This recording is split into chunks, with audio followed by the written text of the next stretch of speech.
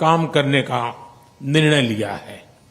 IIT Chennai और Dresden विश्वविद्यालय में भी समझौता संपन्न हुआ है, जिससे हमारे स्टूडेंट्स ड्यूअल डिग्री का लाभ उठा पाएंगे। भारत की युवा शक्ति जर्मनी की प्रगति और समृद्धि में योगदान दे रही है। हम जर्मनी द्वारा भारत के लिए जारी की गई स्किल्ड लेबर स्ट्रेटेजी का स्वागत करते हैं। मुझे विश्वास है कि हमारे युवा टैलेंट पूल को जर्मनी के विकास में योगदान देने के बेहतर अवसर मिलेंगे। भारतीय टैलेंट की कैपेसिटी और कैपेबिलिटी में इस विश्वास के लिए मैं चांसलर शोल्ज का अभिनंदन करता हूं। एक्सेलेंसी, आपकी भारत यात्रा से हमारी पार्टनरशिप को नई गति, ऊर्जा और उत्साह मिला है। मैं कह सकता हूं कि हमारी पार्टनरशिप में क्लैरिटी है और इसका भविष्य उज्जवल है। जर्मन भाषा में कहूं तो आलेस क्लार, आलेस गुड। बहुत बहुत धन्यवाद। दाके Shawn.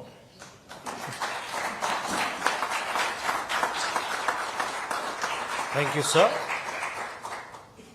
May I now request His Excellency, Mr. Olaf Scholz, Chancellor of the Federal Republic of Germany, to give his remarks to the media. Sehr geehrter Herr Premierminister, lieber Narendra Modi, vielen Dank für den freundlichen Empfang hier in Neu-Delhi.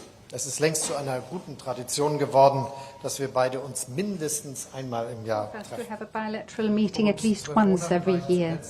I visited India roughly 12 months ago on the occasion of the summit of the successful G20 presidency of your country, and I have very fond memories of that event. The same is true for my visit in India in March 2023.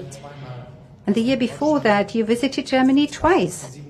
First as a guest at the G7 summit in Elmau, and later that year you came to Germany to attend the intergovernmental consultations in Berlin.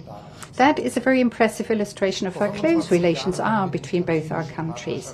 25 years ago, we created the strategic partnership between Germany and India.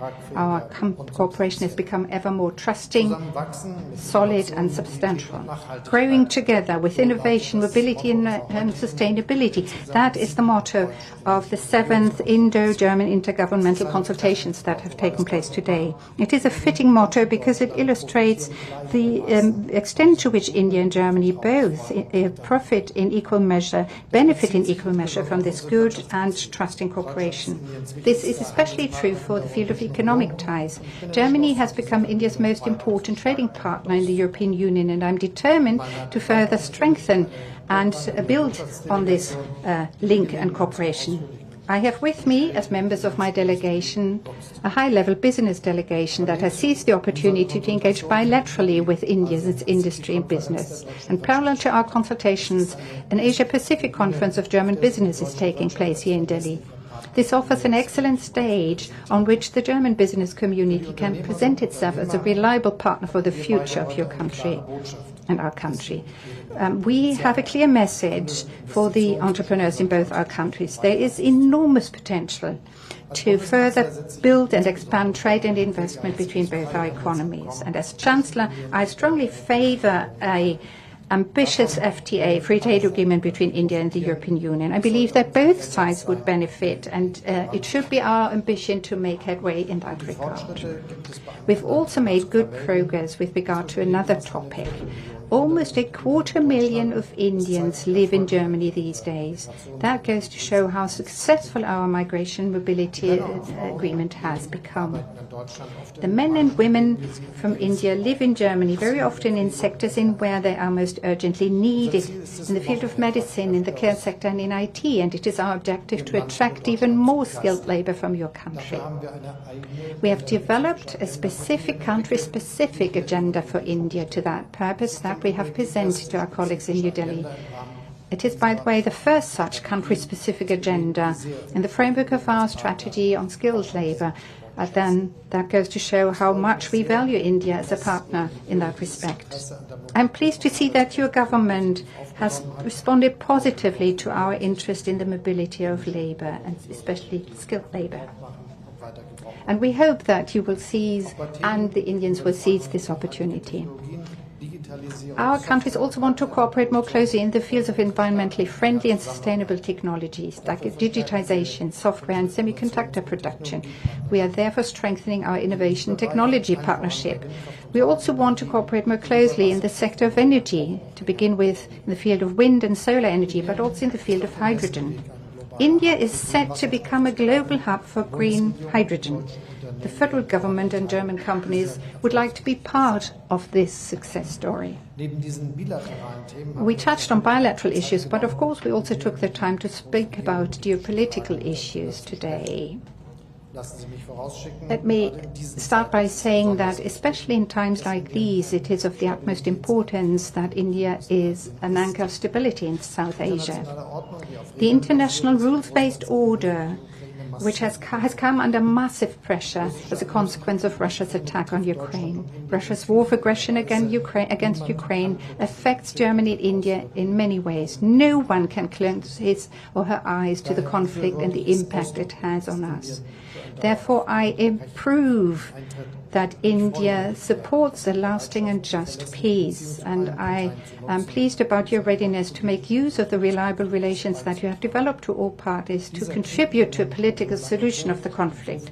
This war, which has been raging for so long and has caused so many deaths, has to end finally. Ukraine's integrity and sovereignty must be preserved, and this is what we are working for, what we aim to achieve. We also agree with regard to a second conflict. We have by all means to avoid a further escalation of the violence in the Middle East. We need to see a ceasefire, the release of the hostages, and a political process that leads to a two-state solution. At the beginning of my statement, I spoke at length about the good ties between India and Germany. We aim to further develop these ties also in geopolitical terms. Tomorrow, a German frigate and a combat support ship of the German Navy will arrive in Goa on a visit. Prior to this visit, the German units have engaged in a joint exercise with their Indian counterparts. I very much look forward to welcoming the Navy members tomorrow.